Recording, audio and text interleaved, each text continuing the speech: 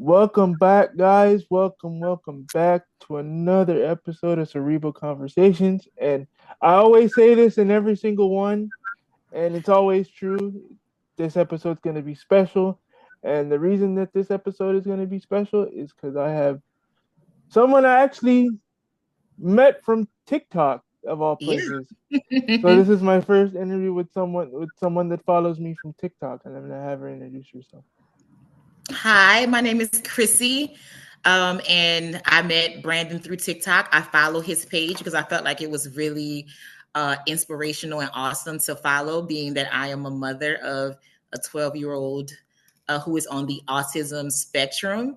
So I love to see young adults and people who have disabilities and special needs uh, attack the world in a way that they're not expected to. So I was drawn to his page for that, and I try to engage with him often and show support through his page. So I was honored when he asked me to come and be a guest on his podcast. So hi guys. Yeah, that was a great intro. That was actually going to be one of my questions, which you Oh, pretty I'm much. sorry, I ruined it. No, you didn't. No, you didn't. Okay, good. No, you didn't. You actually Okay. that was actually going to be one of my questions. So since you've seen my interviews and stuff, you normally use. I'm assuming you know the first question I like to start it off with, but for you it's going to be a bit different. So the first question I want to ask is, what was it like? What was it like finding out that your son was going to be on the spectrum? Disbelief was the first emotion that I felt when I got the official diagnosis. Um, as parents, when you find out that you're pregnant and you're going to have a child, you kind of in your mind envision their entire life before they're ever even born. Like, oh yeah, he's going to go to school here. He's going to go to college. He's going to graduate. He's going to get married. He's going to have kids. He's going to, play football, be in the band. He's going to do this, going to do that. Like you have all these preconceived notions of what you want their life to be. So when you get hit with a diagnosis of any sort of disability or special need, you're in disbelief first, at least for me. So I was in disbelief and I was just like, no. And I used a lot of incorrect verbiage because I had no prior experience with anyone who has special needs before my actual son.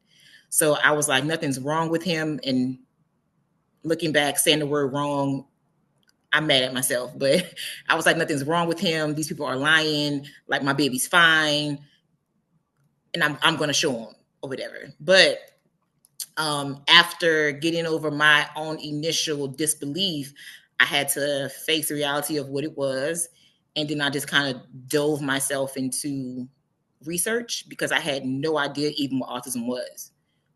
I had no clue what it was. I've heard of it before, but I had no idea what it was. So it went from disbelief to researching to see what life was gonna be like, and then it went to guilt because I felt guilt at some point too because I felt like maybe it was something that I did or didn't was something that I didn't do during my pregnancy. Did I not take the right supplements? Did I not eat healthy enough? Then I dove into all the conspiracy theories about what can cause autism, the whole vaccination thing, and did I did I make a mistake by getting my son vaccinated because he seemed like he was fine before he got his 1 year, vaccines. So I went through a guilt stage, and then after going through the guilt stage, I think I went into the reality stage and said, okay, if this is our life and this is what it's going to be, then I need to make sure that it's the best possible life that he can have and that I can have too as a mother. So that was my process. Wow, wow. Because the reason I asked that question also is because a family friend of ours had she has twins, and her daughters are also autistic. I think they're 8 or 9 now. So that's one of the reasons I asked, because because everybody's like journey with disabilities and stuff is different. So that's why I wanted to ask your perspective on that Yeah. also. Everybody faces it different. Everybody accepts it different. I know some people who don't accept it at all, and they say, I'm going to treat my child like nothing's wrong with him," and that is the biggest, in my opinion, the biggest disadvantage that you can give to your child, because um, not not giving them what they need to properly succeed is just going to be a hindrance to them and to you as well, as a parent. And I just didn't want that for my son, and I didn't want it for myself.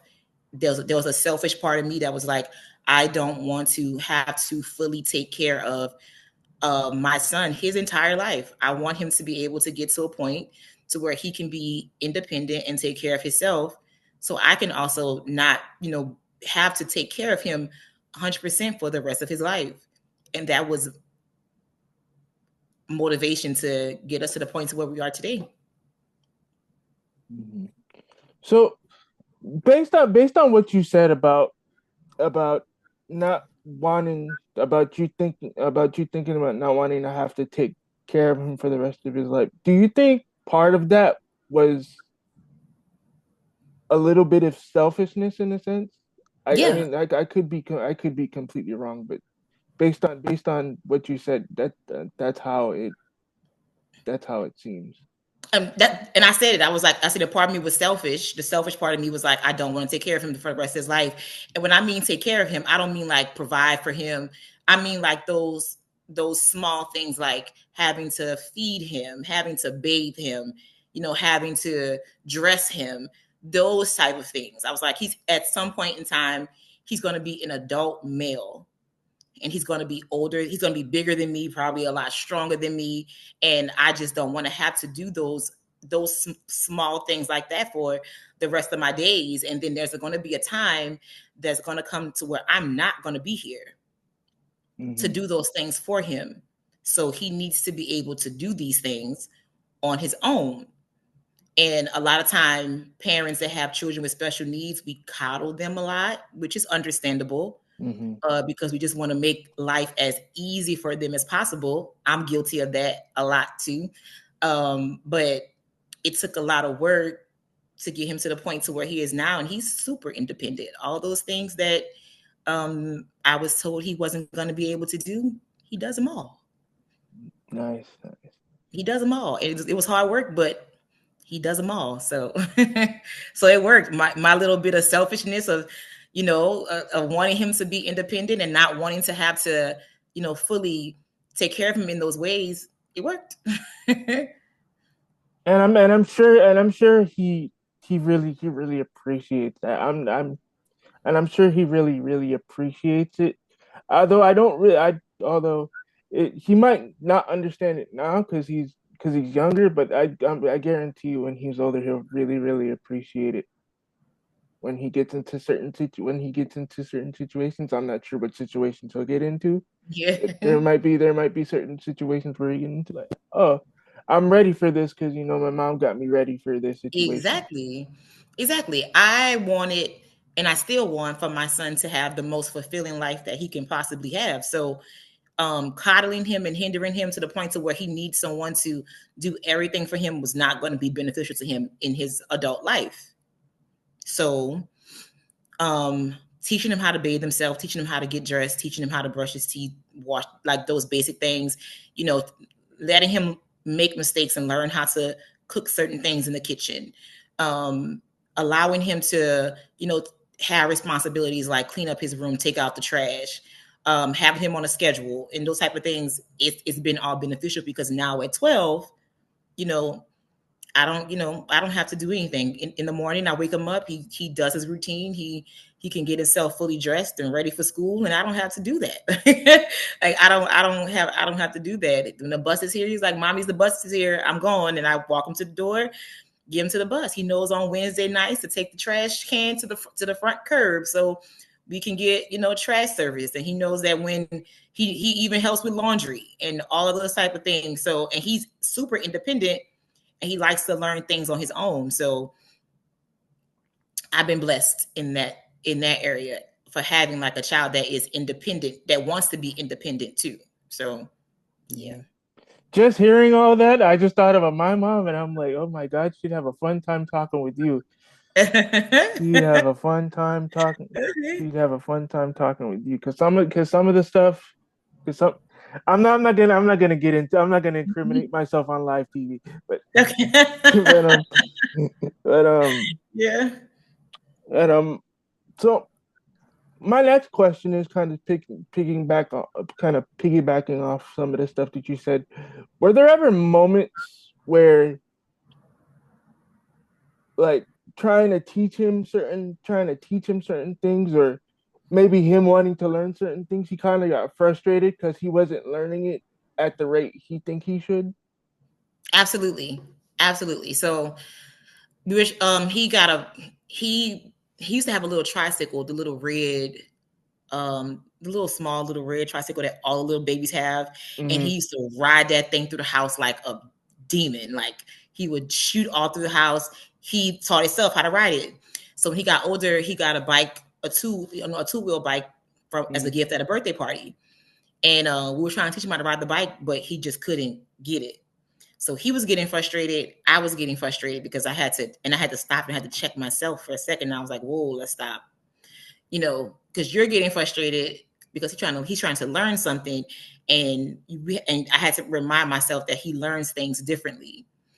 So he will get frustrated. He's my son, so so he has a lot of my traits, and he'll get frustrated and not want to do it again. So I just went back to the drawing board, did research, found out they had bikes that are made for children with special needs. They're expensive, but they have them. And I had a fundraiser to raise money to get him this bike. The bike was $2,500. I was like, if I can raise Wow. half, I was like, if I can raise half, I'll do the other half. And we had a lemonade stand outside my house, made flyers, everything, and we made um, almost double what the bike, how much the bike, how much we needed for the bike from the lemonade stand because we have a lot of support all the time. So in those moments when he gets frustrated or trying to learn something, if it's not working that way, then I just stop, regroup, and we figure out another way to tackle it instead of trying to go at it the same way over and over and over. And if he's just not getting it and it's not working, just find a new route to teach him. But that's how I address things, and it normally works. Nice. So, mhm. And that's one thing I always say to people with disabilities who are or people who are learn differently. I feel like they're the most creative and like best Mhm. problem solvers because we have to Yes, because conventional because sometimes conventional methods don't always work, so we have to find a way to adapt to our situation. right, So right, for sure. and so another question I have is, and I'm kind of and I've always been curious when it comes to people with autism, like because as far as I know, I've only seen autism through kids at school, kids at I've been sorry, I'm talking faster than I'm thinking faster, and I'm talking Mhm. at the same Uh-huh, time. that's okay. So my mind's trying to catch up with what I'm saying. But Okay. you know, so as far as autism goes, like how does because you always hear and see people talk about like the overstimulation factor and then being overstimulated and then having certain triggers. So Hmm. how does that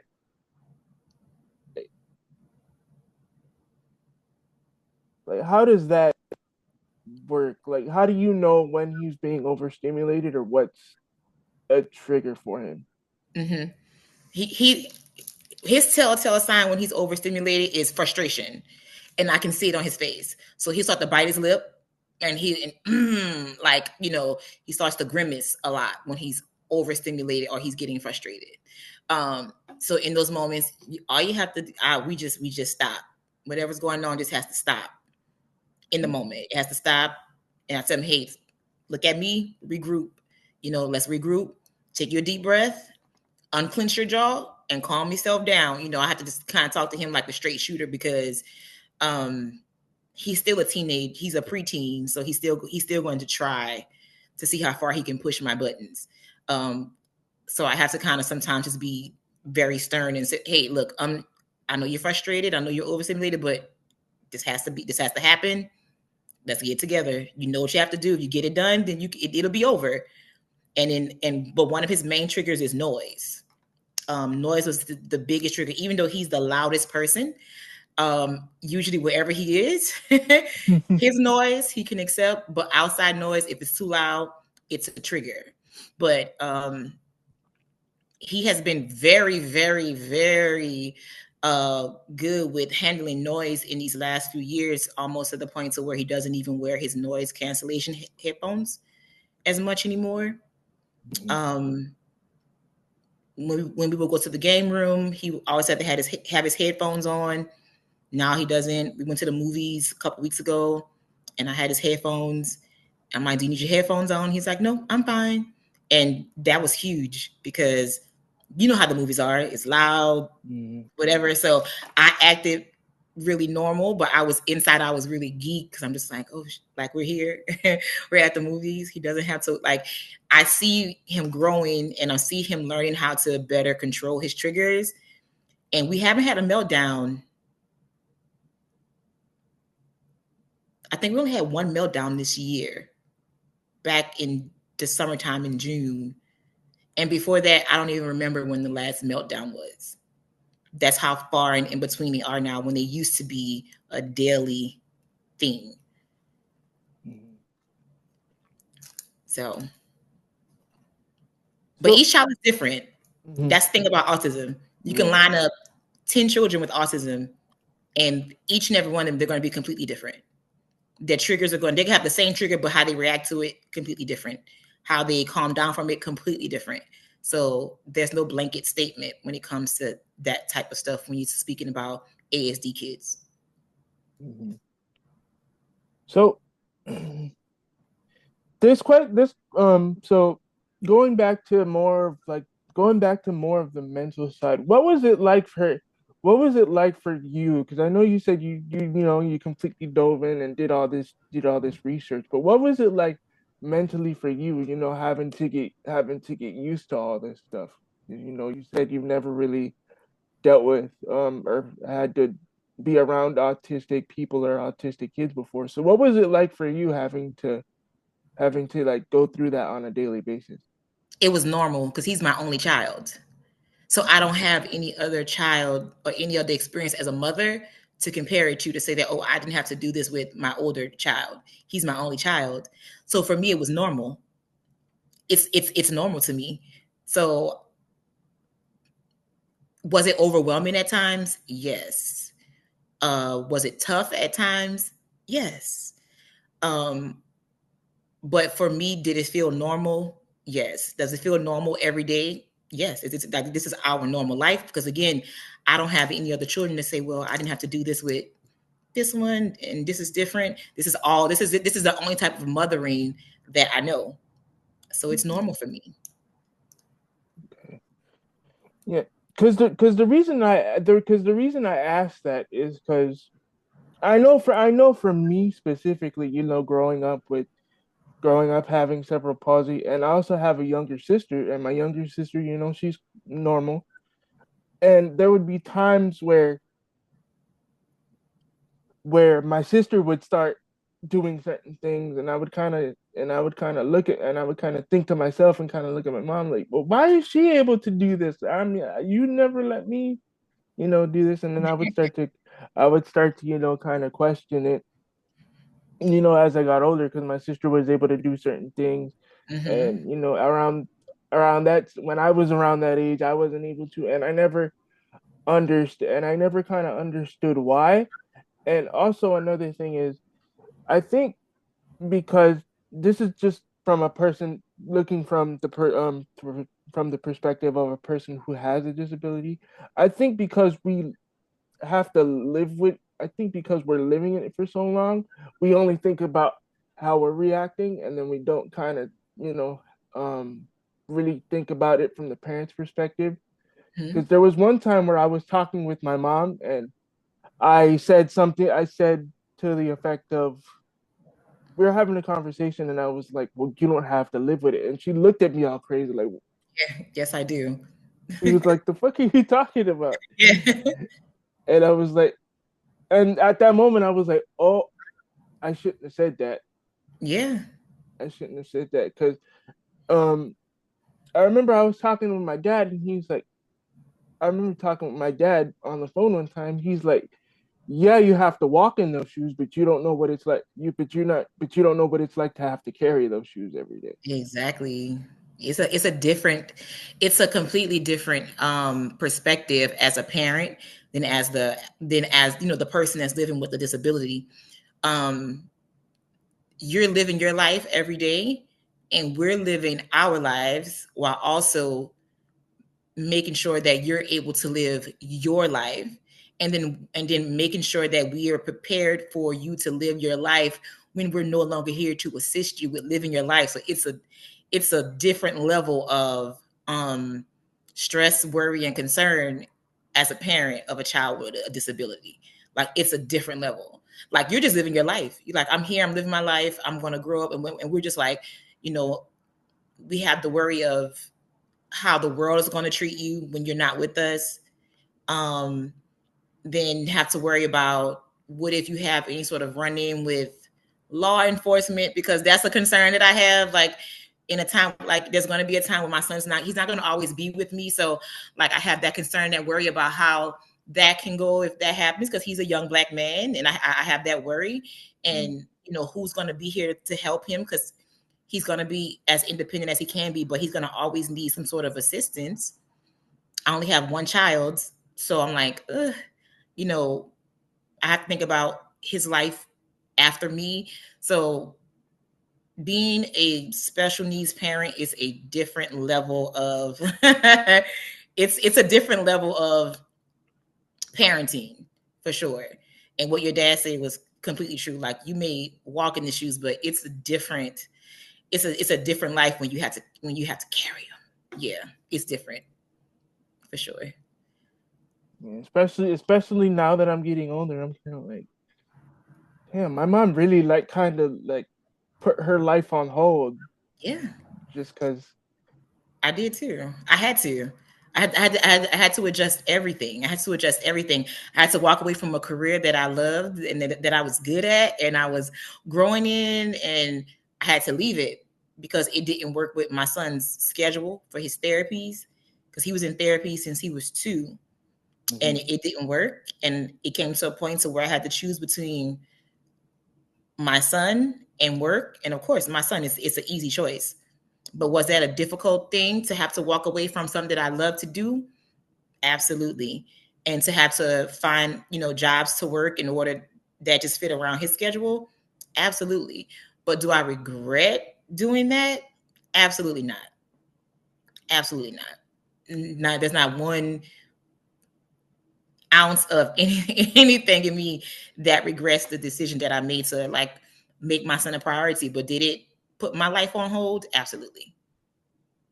Absolutely. Yeah. So going back to the whole parenting thing, because I'm curious to know, does your son ever feel like you baby him too much? I don't think it's me that he thinks babies him much, but my mom, his grandparents, especially my mother. And he's growing, and they don't understand that he's older, because when he was a baby, like, he was attached to her at the hip, and he only wanted to be with her, like, all the time, and she just loved it. She ate it up. And he's older now, so all he wants to do is be in his room with the door closed, playing the video game on the phone, on a tablet. Like, he's in that preteen phase, because he'll be 13 in March. So he doesn't go over to their house as often. And she's just like, I miss my baby, I want him to come over. I'm just like, he just kind of wants to be in his room. So I had to tell her, like, it's nothing personal. He's just growing up. I'm like, and even though he has autism, he is still a child, and he's still going to go through the same growing pains that other people go through. So it's normal for him to be in that space to where he just wants to do everything himself, like, and that's okay. So I don't have to adjust to it as much. My parents does. He has his moments where he still wants to be babied. And he'll come crawl up with me on the sofa and all the other kind of stuff. It doesn't happen often anymore as much as it used to, but it's not hard for me because I take joy in seeing him be independent because it shows me that it's working. Everything that we're doing and that we've been doing, it's working, and so it makes me happy. So I'm not complaining. Nice, nice. That Yeah. that was great. So we're just gonna keep it to one or two more questions because I don't Hmm. because I only have the 40-minute version of Zoom. I don't Okay. have the one where you can stay on forever. So I'm just gonna keep it to like one or two more questions. Okay. So one of the last couple of questions I had is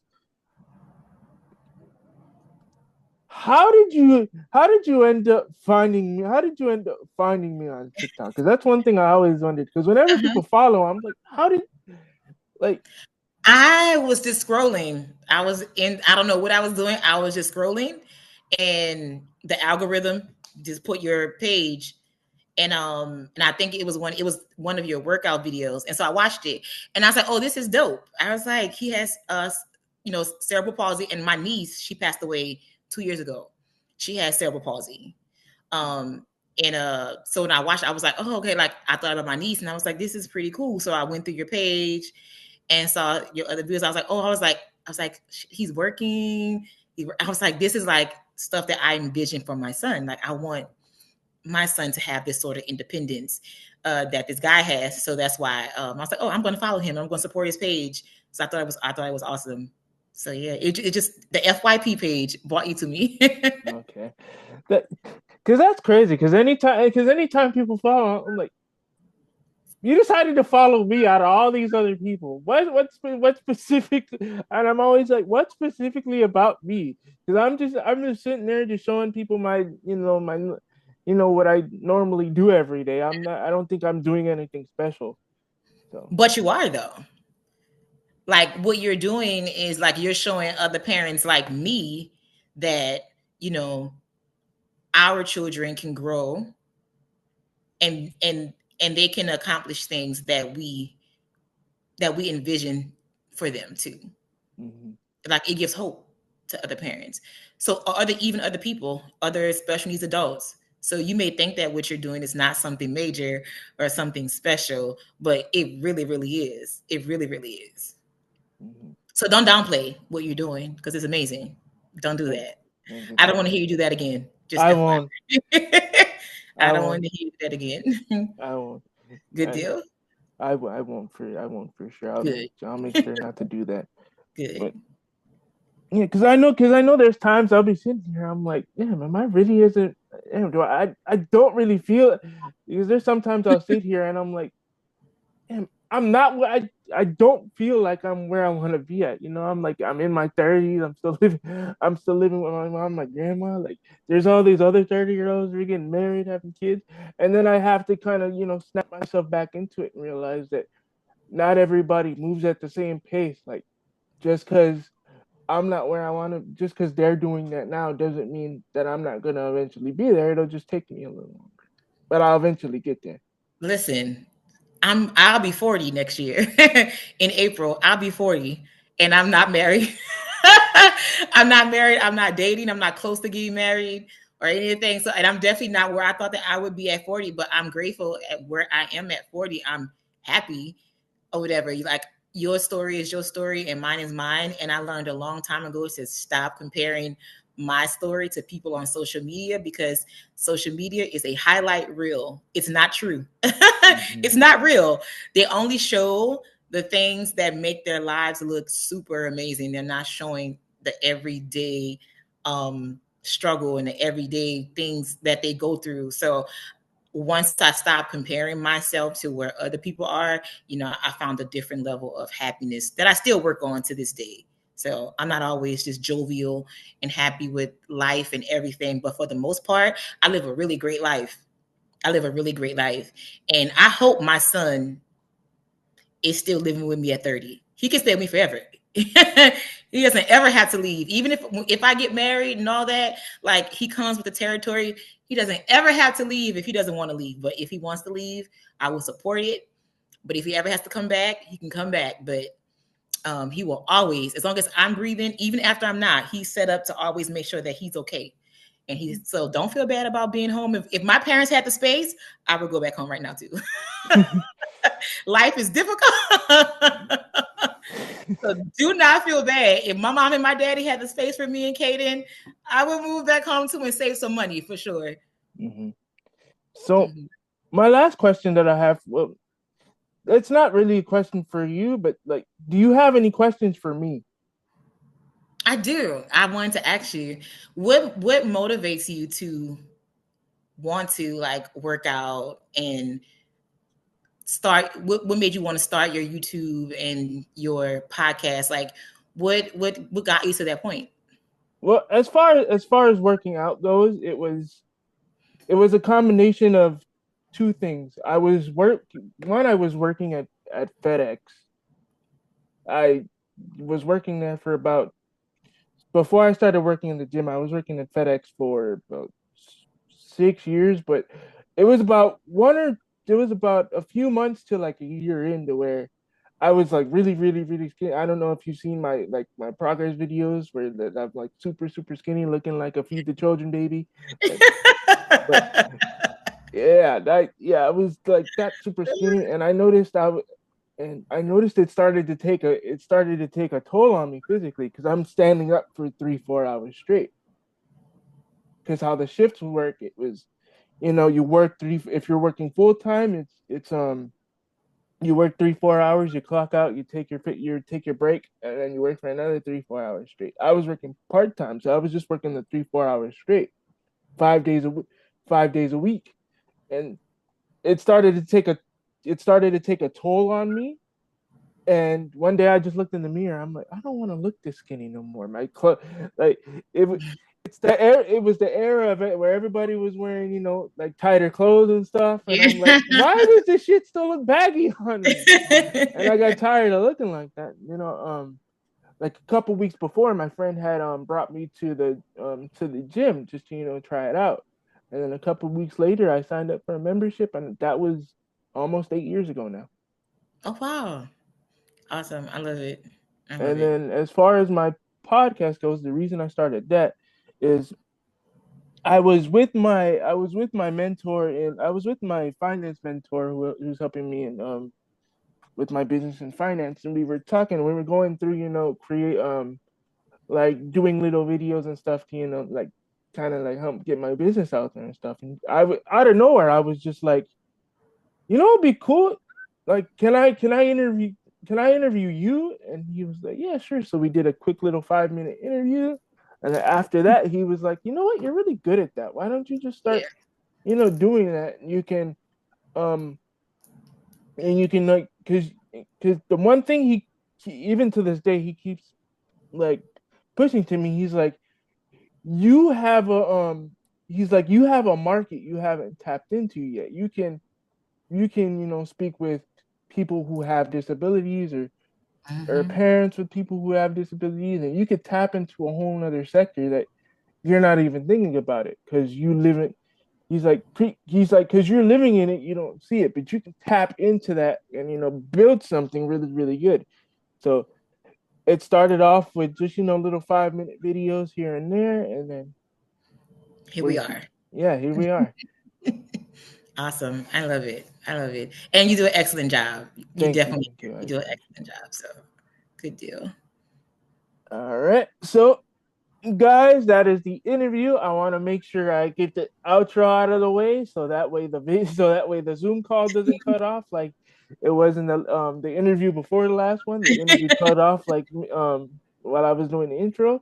So I want to give a big thank you to Chrissy for being on, and I really, really appreciate it Thank because you you for did having not me. have to do this, but I always say that to every one of my guests. They don't have to do this, but I really, really appreciate it that they do, and I'm You're welcome. I and enjoyed it.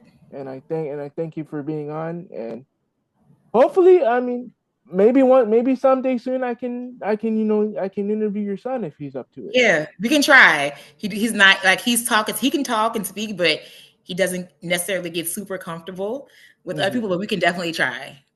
I'm definitely open for it. We can definitely try. Yes, for sure. So, guys, that was another episode of Cerebral Conversations, and I'll be back for the next one. Bye, guys. Bye.